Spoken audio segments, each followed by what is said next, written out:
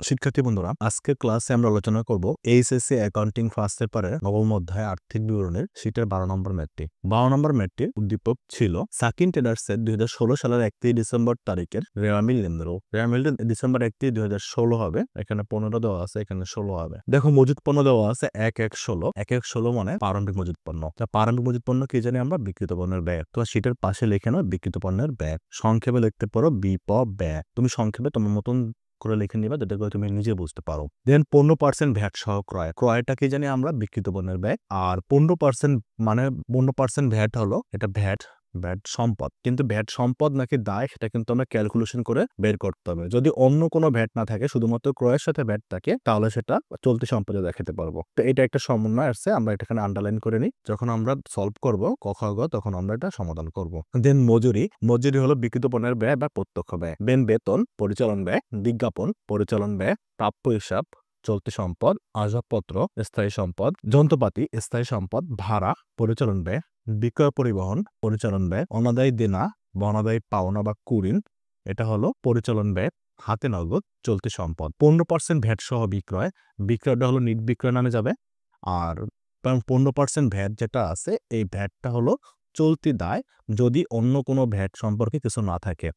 আর অন্য ভ্যাটগুলো থাকলে, যেমন ক্রয় ভ্যাট, চলতি শব্দ ডিলিট দেওয়া থাকে, সেক্ষেত্রে ক্যালকুলেশন করে বের করতে হবে। ওয়েট করো, আমরা এটা সলভ করব। দেন পদেয় হিসাব, চলতি দায়, অনাদায়ী পাওনা সঞ্চিতি, এটা হলো পুরাতন মানে রেওয়ামিলে যেটা আছে, এটা পরিচালন ব্যয় হ্রাস। এটা কার সাথে ওয়ার্কিং আছে? অনাদায়ী দেনা বা কুরিনের সাথে আছে, ওয়ার্কিং আছে। অনাদায়ী দেনা, অনাদায়ী পাওনা, কুরিন, দেনা দ্বারা সন্দেহজনক পাওনা, এগুলো কিন্তু সেমই নাম। ব্যাংক জমাতিরিক্ত উত্তোলন, এটা হলো এটা হলো চলতি দায়। ব্যাংক জমাতিরিক্ত, ব্যাংকে যে টাকা জমা আছে অতিরিক্ত টাকা উঠানো হয়েছে, চলতি দায়। মূলধন, মালিকানা সত্ত্ব। দেন ভ্যাট চলতি হিসাব, এটা কোন পাশে আছে? ক্রেডিট পাশে। এটা আমজনতা বোঝা যাচ্ছে এটা চলতি দায়। তাহলে এটার সাথে কি আছে? ওয়ার্কিং আছে, ক্রয় ভ্যাট এবং বিক্রয় ভ্যাট। অনন্য তথ্যাবলী, সমাপনী মজুদ পণ্য 60,000 টাকা। এটা জাবেদা হলো সমাপনী মজুদ পণ্য ডেবিট, বিক্রিত পণ্যের ব্যয় হিসাব ক্রেডিট। তাহলে এটা চলতি সম্পদে যাবে, আরেকবার বিক্রিত পণ্যের ব্যয়ের মধ্যে যাবে। দেন বকেয়া মজুরি।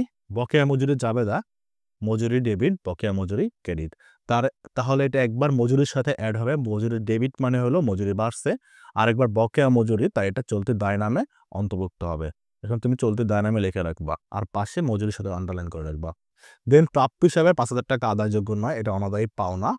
অনাদায়ী পাওনা বা নতুন অনুদায়ী পাওনা যেটাই বলি, বা অলিখিত অনাদায়ী পাওনা বলা যায়, বা কুরিনও বলা যায়।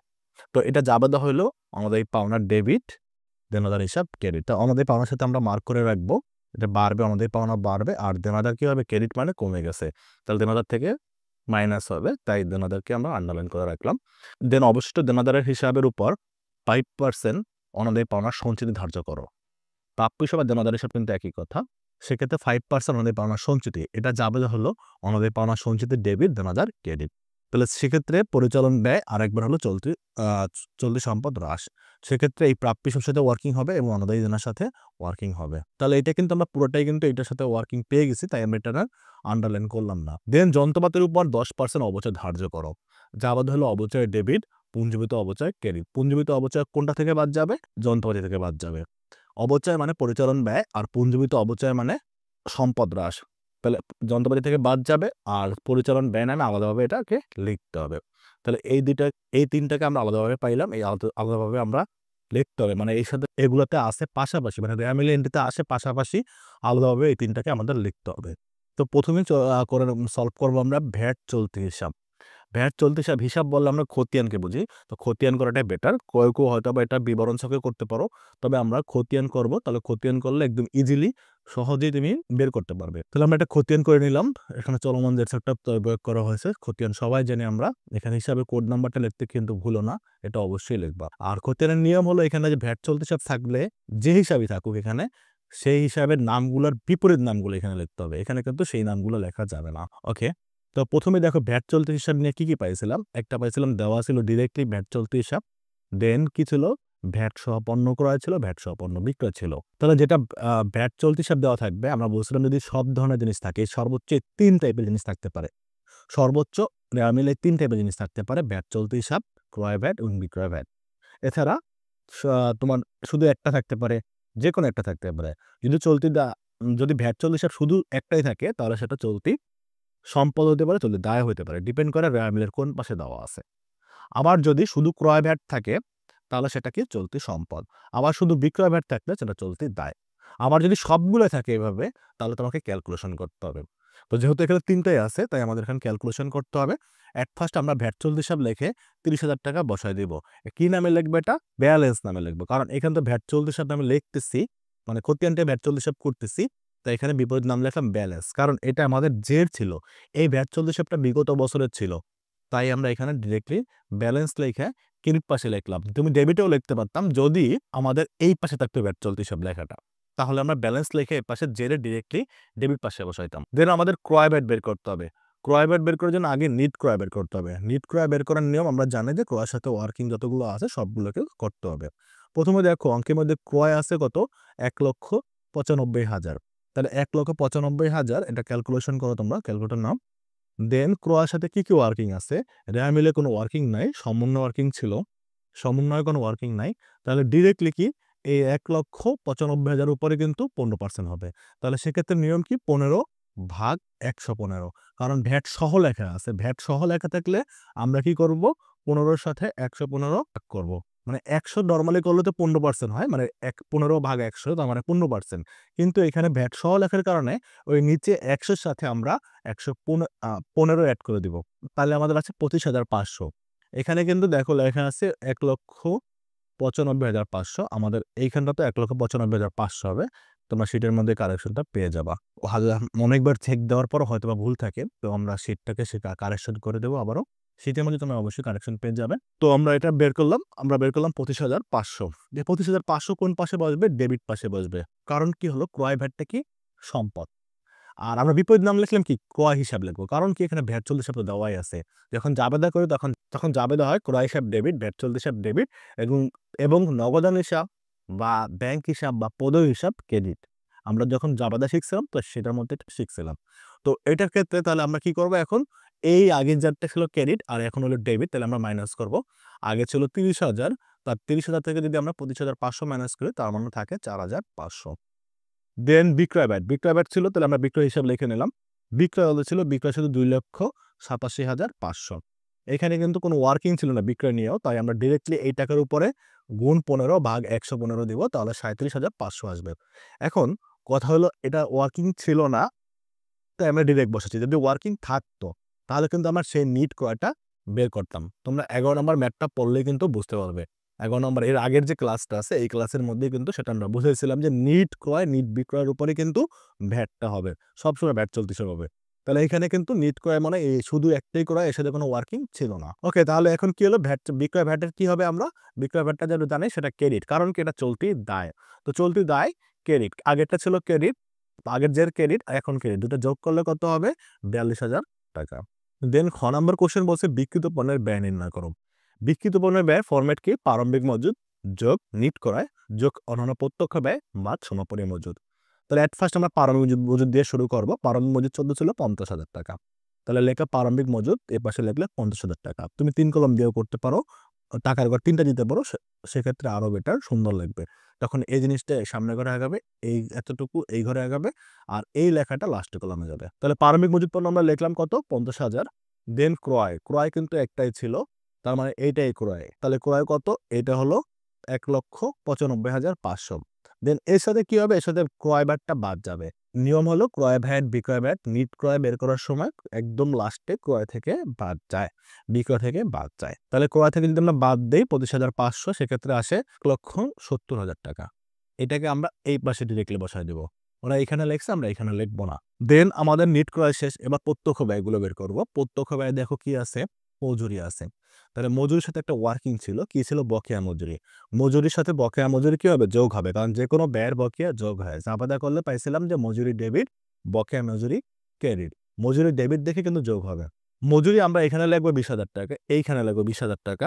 দেন যোগ বকেয়া মজুরি ২,০০০ টাকা। দেন যোগ করে এই পাশে বসাবো এটাকে ২২,০০০ টাকা। এই প্যাটার্নে আমরা বসাবো না, দেখতে খারাপ দেখা যাবে। আর কখনোই আমরা এইখানে যোগ করে দিব না।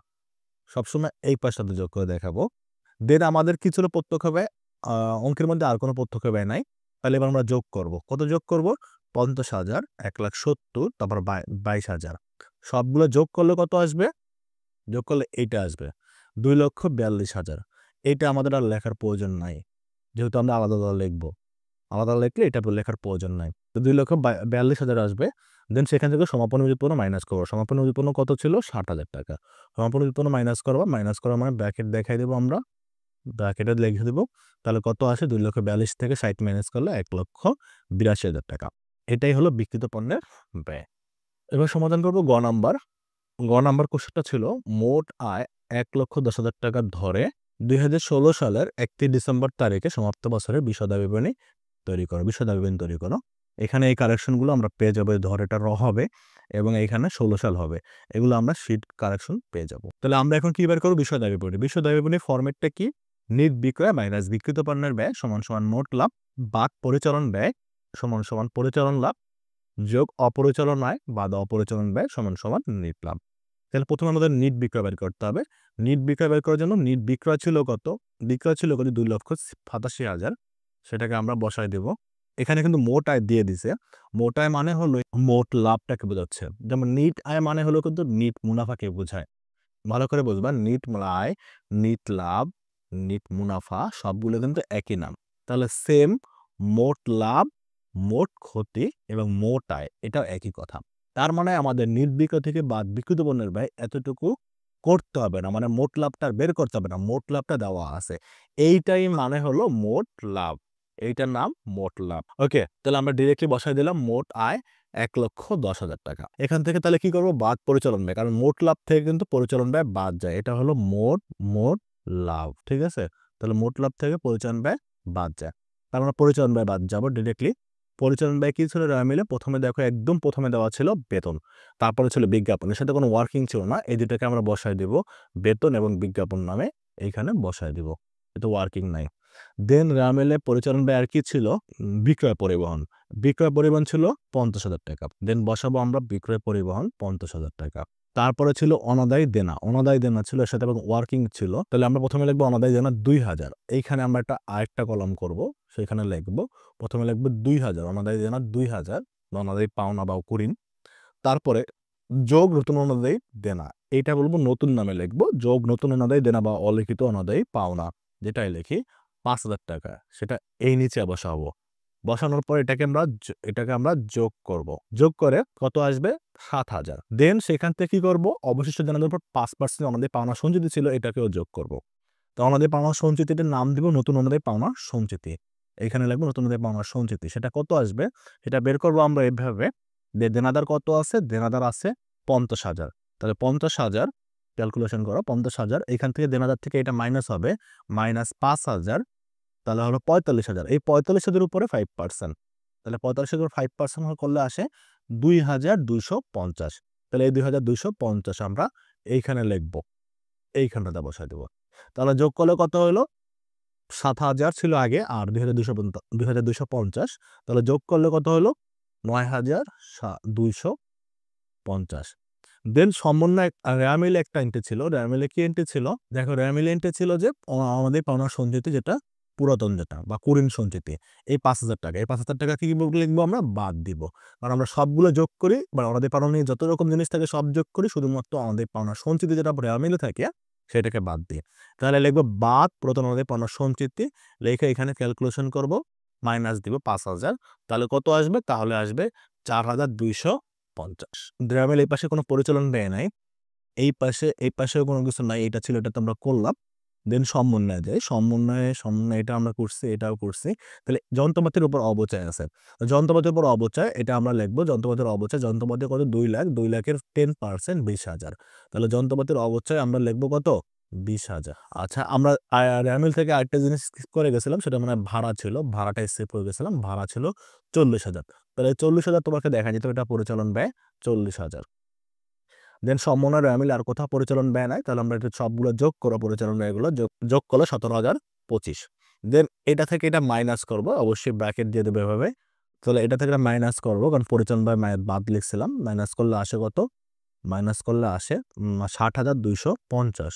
এখানে ভুল আছে। কি ভুল আছে? পরিচালন ব্যয়টা বেশি আছে, কম আছে। দেখো 36,000, এখানে 17,250 হবে না, তোমরা এখানে ক্যালকুলেশন করে নাও। 36,000 যোগ 20,000 যোগ 4,250 যোগ 20,000 যোগ 40,000 যোগ 50,000, তাহলে কত আসে? এখানে আসবে 1,70,250। ঠিক আছে, এইখানে আসবে 1,70,250। তাহলে এইখান থেকে 1,10,000 থেকে যদি 1,70,250 মাইনাস করি, দেখো 1,10,000 মাইনাস 1,70,250, তাহলে আমাদের 60,250 আছে এবং মাইনাস ফিগার আসবে। বিকজ মাইনাস ফিগার আসার কারণ হলো কারণ আমাদের ব্যয়ের পরিমাণটা বেশি ছিল। ব্যয়টা ছিল 1,70,000 প্লাস, আর আয় ছিল 1,10,000। অবশ্যই ক্ষতি আসছে। তাহলে এটা আমরা লিখবো কি? নিট ক্ষতি।